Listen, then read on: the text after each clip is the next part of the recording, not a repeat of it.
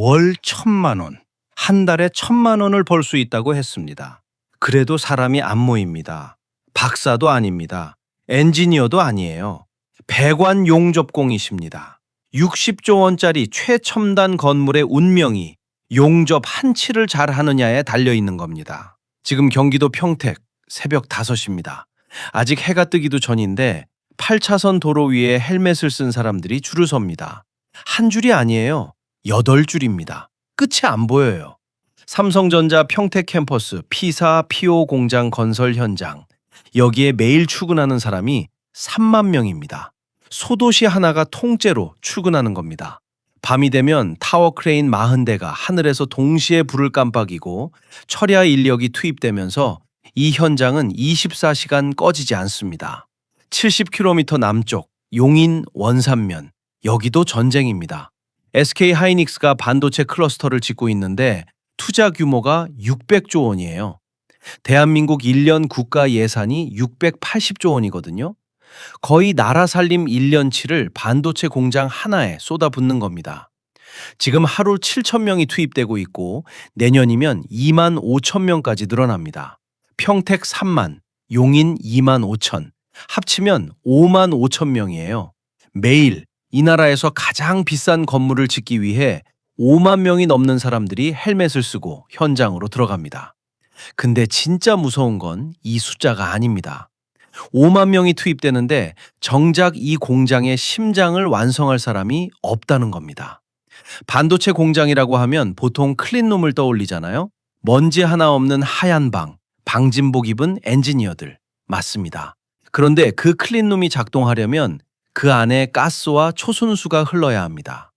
실레인, 아르곤, 수소, 불화수소. 반도체를 깎고 씻고 고 증착하는 데 쓰이는 특수 가스와 화학물질이 수십 종류예요. 이것들이 흘러가는 통로가 바로 초고순도 배관, 영어로 UHP 파이프라고 부릅니다. 이 배관이 왜 특별하냐? 일반 건물 배관은 물이 좀 새도 고치면 됩니다. 하지만 반도체 배관은 다릅니다. 파이프 내부에 머리카락 굵기의 1000분의 1, 나노미터 단위의 이물질이 하나라도 있으면 끝이에요. 웨이퍼 수만 장이 전량 폐기됩니다. 한 장에 수백만 원짜리 웨이퍼가 수만 장. 용접 이음새 하나가 불량이면 수백억 원이 날아가는 겁니다. 그래서 이 배관을 연결하는 용접은 보통 용접이 아닙니다. 비유하자면 외과 의사가 수술실에서 혈관을 잇는 것과 같아요. 산소가 한 톨이라도 닿으면 안 되니까 아르곤 가스로 용접 부위를 완전히 감싼 무균 상태에서 금속을 녹여 붙입니다. TIG 용접이라는 특수 방식이에요. 붙이고 나면 끝이 아닙니다. 엑스레이를 쏩니다. 병원에서 뼈 찍듯이 이음새 내부에 기포가 있는지, 머리카락보다 가는 균열이 있는지 방사선으로 전부 투과해서 찍어냅니다. 여기서 불량이 하나라도 뜨면 잘라내고 처음부터 다시 합니다. 한마디로 반도체 배관 용접은 원자력 발전소를 넘어서는 품질을 요구하는 작업입니다. 파이프 안쪽 벽의 거칠기를 머리카락 굵기의 10,000분의 1 단위로 관리하고 불순물은 물 10억 방울 중에 한 방울도 허용하지 않는 수준으로 통제합니다. 이게 얼마나 큰 규모냐? 2023년 한 해 동안 한국의 반도체 팹에 설치된 초고순도 배관의 총 길이가 170만 미터입니다. 서울에서 부산까지 왕복 2번을 하고도 남는 길이를 나노미터 단위의 정밀도로 사람의 손이 이은 겁니다.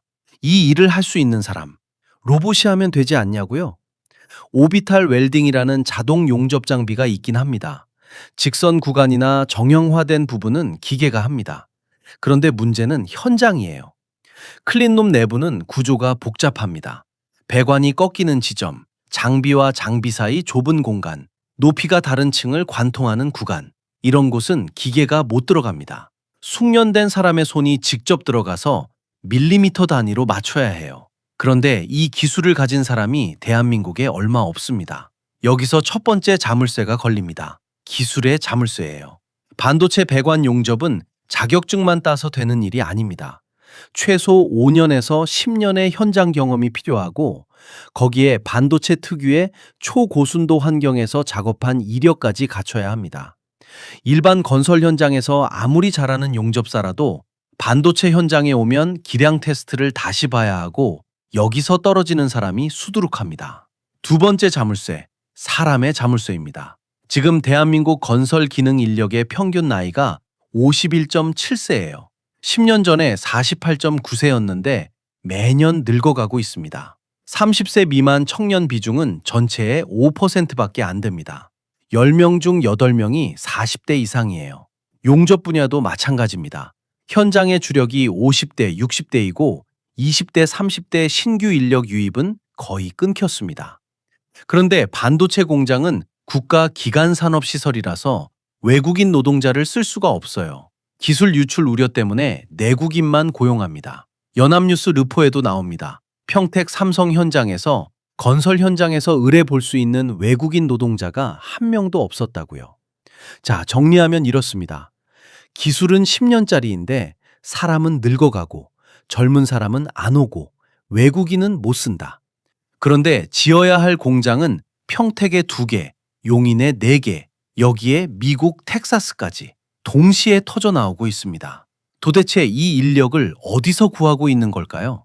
그리고 이 구조가 풀리지 않으면 무슨 일이 벌어지는 걸까요? 지금 벌어지고 있는 일의 규모를 한번 그려보겠습니다. 삼성전자 평택 캠퍼스 P1부터 P3까지는 이미 가동 중이고 P4와 P5를 동시에 짓고 있습니다. P5는 기존 공장들과 구조 자체가 다릅니다. 클린룸을 2개 층으로 쌓던 더블 팹을 넘어서 3개 층으로 올리는 트리플 팹이에요. 세계 최초입니다. 건물 하나의 생산 능력을 1.5배로 끌어올리겠다는 건데 그만큼 내부 배관의 복잡도도 1.5배가 됩니다. 삼성은 여기에 110조 원을 투자하겠다고 발표했어요. 역대 최대 규모입니다. 2028년 가동의 목표인데 원래 일정보다 2년을 앞당겼습니다. 용인은 더 큽니다. SK 하이닉스가 126만 평 두지에 팹 4개를 짓습니다. 1기 팹 하나를 온전히 가동하는 데만 건설비 30조, 장비 투입비 120조, 합쳐서 150조 원이 필요하다는 분석이 나옵니다. 4개를 다 지으면 600조. 첫 번째 클린룸은 내년 2월 조기 가동을 목표로 공사에 속도를 붙이고 있어요. 여기서 감이 오시나요?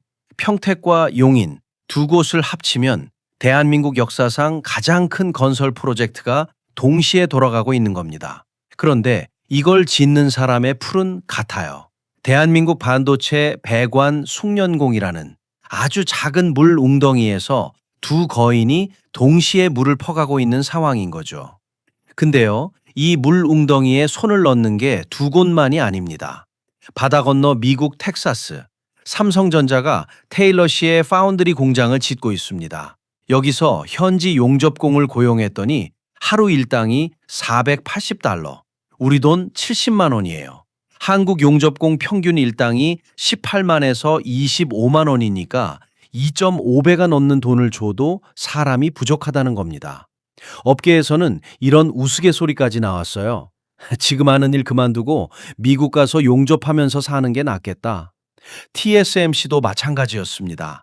애리조나에 400억 달러짜리 팹을 지으면서 숙련공이 없어서 양산 시점을 1년 늦췄어요.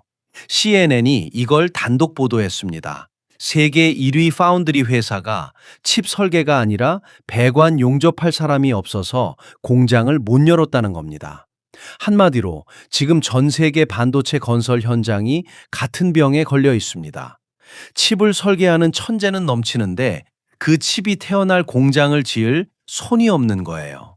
그러면 도대체 왜 이렇게 됐을까요? 답은 의외로 단순한 숫자 하나에서 시작됩니다. 51.7세.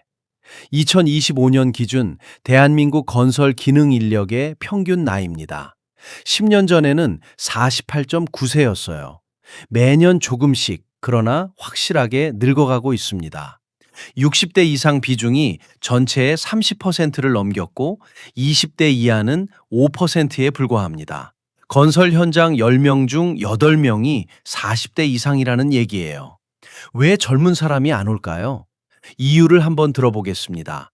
중앙일보가 밀착 취재한 기사가 있어요. 거제 조선소에서 10년 넘게 일하다가 반도체 현장으로 넘어온 박수용 씨, 40대입니다. 이분한테 조선소 호황인데 돌아갈 생각 없느냐고 물었더니 이렇게 대답합니다. 조선업 호황 5년 갈까요? 6년 갈까요? 또 불황이 오면 2012년부터 10년간 조선소에서 용접을 했는데 소속 협력사가 폐업했어요. 하루아침에 실직자가 된 거죠.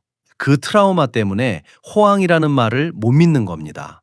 반도체 현장은 조선소와 비교하면 환경이 다릅니다. 조선소는 고열, 소음, 분진, 수십 미터 높이에서 하는 고소 작업, 산업 재해율이 제조업 평균의 3배입니다. 반면 반도체 현장은 상대적으로 깨끗하고 안전관리가 엄격하고 임금 체불이 드물어요. 일이 많을 때는 야근, 특근 포함해서 웬만한 대기업 과장 연봉을 석 달 만에 뽑아냅니다. 경기도에서 용접 학원을 운영하는 신기호 씨는 이렇게 말합니다. 반도체 쪽 한 번 맛본 사람은 절대 조선소로 못 갑니다. 그래서 무슨 일이 벌어졌냐면 조선소의 숙련공들이 반도체 현장으로 대거 이동한 겁니다. 반도체가 조선의 인력을 빨아들이고 조선은 중소제조업의 인력을 빨아들이고 중소제조업은 텅 비는 거예요. 한국폴리텍대학 김영문 교수의 표현을 빌리면 이건 단순한 인력난이 아니라 인력의 쏠림입니다. 특정 분야로 사람이 과도하게 집중되면서 산업 전반의 균형이 무너지고 있는 거죠. 반도체가 다른 산업의 사람을 빨아들여서 해결하면 되는 거 아니냐고요. 그것도 한계에 부딪혔습니다. 빨아들일 사람 자체가 줄고 있으니까요. 건설 기능 인력은 2024년에 전년 대비 8%가 줄었습니다. 불황 때문에 현장을 떠난 사람들이 다시 안 돌아오는 거예요. 여기에 대한민국의 인구 구조가 겹칩니다. 젊은 사람이 줄고 기술을 가르칠 스승 세대는 은퇴하고 기술 전승 자체가 끊기고 있어요. 그리고 여기에 하나 더, 아무도 예상 못했던 복병이 있습니다. 잘 곳이 없어요. 용인 원산면, SK 하이닉스 클러스터 바로 옆 동네입니다. 공사 전에는 원룸 월세가 30만에서 40만 원이었어요. 지금은 100만 원이 넘습니다. 보증금 없이 월 100만 원을 불러도 빈 방이 없다고 합니다. 뉴시스 취재에 따르면 지금 준공된 숙소용 원룸이 약 2,000실인데 필요한 숙소는 8,000개에서 1만 개입니다. 4에서 5배가 모자라요. 결국 숙소를 못 구한 노동자들은 안성, 이천, 평택에서 1시간 넘는 거리를 출퇴근합니다. 새벽 4시에 일어나서 7시 반까지 현장에 도착해야 해요. 동료들 사이에서는 날씨 풀리면 차에서 자겠다는 말까지 나옵니다. 한 달 월급 중 100만 원이 반값으로 나가는 상황에서 고된 육체 노동을 하면서 새벽 출퇴근까지 감당해야 한다. 젊은 사람이 이 일을 선택하겠습니까? 자물쇠가 4개입니다. 기술, 사람, 제도, 주거 하나도 안 풀렸어요. 그런데 지어야 할 공장은 역사상 가장 많습니다. 여기까지는 현장의 이야기입니다. 그런데 이게 왜 반도체와 상관없는 여러분의 월급과 일자리에까지 영향을 주는지 그 연결고리를 지금부터 보여드리겠습니다. 이 이야기가 왜 여러분의 문제인지 숫자 하나로 보여드리겠습니다. 반도체 공장 건설이 6개월 늦어지면 어떤 일이 벌어지느냐? 삼성전자 평택 PO가 예정대로 2028년에 가동하지 못하고 반년이 밀린다고 가정해 보겠습니다. 이 공장에서 생산할 물건은 HBM, 고대 역폭 메모리입니다. AI 서버 하나에 반드시 들어가는 핵심 부품이에요. 지금 전 세계가 이걸 달라고 줄을 서 있습니다. 6개월 늦어지면 그 기간 동안 SK 하이닉스가 먼저 물량을 채우고 TSMC가 먼저 자리를 잡습니다. 반도체는 선점이 곧 시장입니다. 한 번 빼앗긴 고객은 잘 안 돌아옵니다. 업계 추정으로 삼성 반도체 부문에서만 수조 원의 기회 손실이 발생할 수 있어요. 그게 여러분한테 무슨 상관이냐고요? 삼성전자는 대한민국 수출의 20%를 차지하는 기업입니다. 이 회사의 반도체가 늦어지면 수출이 줄고 GDP가 줄고 결국은 여러분의 일자리와 월급 인상률에 영향이 갑니다. 거창한 이야기가 아니에요. 평택 현장 옆 고깃집 사장님이 공사 재개된 뒤로 매출이 눈에 띄게 늘었다고 웃던 그 표정이 공사가 멈추면 바로 사라진다는 뜻입니다. 반도체 공장 하나가 돌아가고 멈추는 것이 소도시 하나의 경제를 켜고 끄는 스위치인 거죠. 그런데요, 여기서 판이 아주 기묘하게 꼬이기 시작합니다. 이 문제를 겪고 있는 나라가 한국만이 아니라는 겁니다. 미국도 똑같은 벽에 부딪혔습니다. TSMC 애리조나 공장 400억 달러, 우리 돈 58조 원을 투입한 프로젝트인데 숙련 용접공과 배관공이 없어서 양산을 1년 미뤘어요. 포춘지가 보도했고 CNN이 단독으로 다뤘습니다. 인텔 오하이오 공장도 마찬가지. 200억 달러짜리 팹인데 같은 피닉스 지역에서 용접공을 놓고 TSMC와 경쟁해야 하는 상황이 벌어졌어요. 맥킨지 보고서에 이런 문장이 나옵니다. 반도체 기업들은 용접공과 배관공을 확보하기 위해 다른 건설 프로젝트와 공통된 인력풀에서 경쟁해야 한다. 세계 최고의 컨설팅 회사가 반도체의 미래를 논하면서 용접공 확보를 핵심 과제로 꼽은 겁니다. UHP 배관 시장 보고서를 보면 숫자가 더 선명합니다. 2024년 한 해 동안 오비탈 용접 기술자의 인건비가 전년 대비 21% 올랐어요. 수요는 폭증하는데 공급이 안 되니까 몸값이 매년 뛰는 겁니다. 한국만의 문제가 아니라 전 세계 반도체 건설 현장이 같은 병을 앓고 있다는 뜻입니다. 분명 이 상황에서 가장 심각해야 할 나라는 미국이어야 합니다. 칩스법으로 520억 달러를 쏟아부으며 자국 내 반도체 제조를 부활시키겠다고 선언했으니까요. 그런데 반응이 심상치 않습니다. 미국은 해법을 찾지 못하고 있어요. 현지 용접공에게 하루 70만 원을 줘도 반도체급 품질을 맞출 수 있는 숙련공은 턱없이 부족합니다. 삼성 테일러 공장에서는 결국 한국에서 전문 인력을 파견하려 했는데 비자 문제에 막혔어요. 그리고 트럼프 정부가 미국인을 직접 고용하라고 압박하면서 한국 숙련공 파견이라는 카드도 점점 쓰기 어려워지고 있습니다. 그러면 한국은요? 한국도 어렵기는 마찬가지입니다. 하지만 한 가지 결정적으로 다른 게 있어요. 이 나라에는 아직 사람이 있습니다. 미국에는 아예 없는 인력이 한국에는 비록 부족하지만 존재는 한다는 거예요. 거제 조선소에서 10년 용접하고 반도체 현장으로 넘어와서 또 10년을 채운 사람들, 몸으로 익힌 기술이 손끝에 박혀 있는 장인들, 이 사람들이 지금 평택과 용인의 크린룸 안에서 배관을 잇고 있습니다.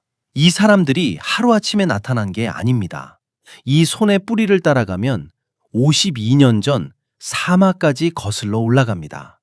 1973년 5.1 쇼크가 터졌을 때 한국은 아무것도 없었습니다.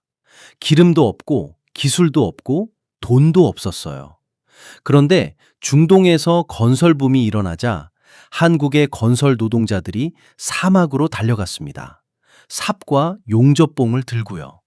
1974년부터 1981년까지 8년간 한국 건설사들이 중동에서 벌어온 돈이 434억 달러입니다.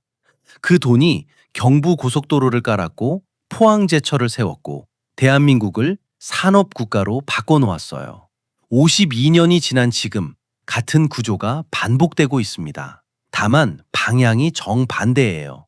그때는 한국의 손이 사막으로 나갔지만 지금은 세계가 한국의 손을 필요로 하고 있습니다. 미국이 70만 원을 줘도 못 구하는 그 손이 바로 대한민국의 반도체 배관 용접공입니다. 물론 이 판이 쉽지는 않습니다. 숙련공의 평균 나이가 50을 넘겼고 젊은 세대의 유입은 여전히 느립니다. 잠을 곳도 부족하고 처우도 아직 충분하다고 말하기 어렵습니다. 하지만 이건 뒤집어 보면 이 문제를 먼저 푸는 나라가 반도체 전쟁의 진짜 승자가 된다는 뜻이기도 합니다. 반도체 전쟁을 이야기할 때 사람들은 늘 칩의 선폭을 말합니다. 3나노, 2나노, 누가 더 미세한 회로를 새기느냐. 맞습니다. 그것도 중요합니다. 그런데 그 칩이 태어나는 공장을 지을 수 있는 나라는 지금 세계에서 손에 꼽습니다.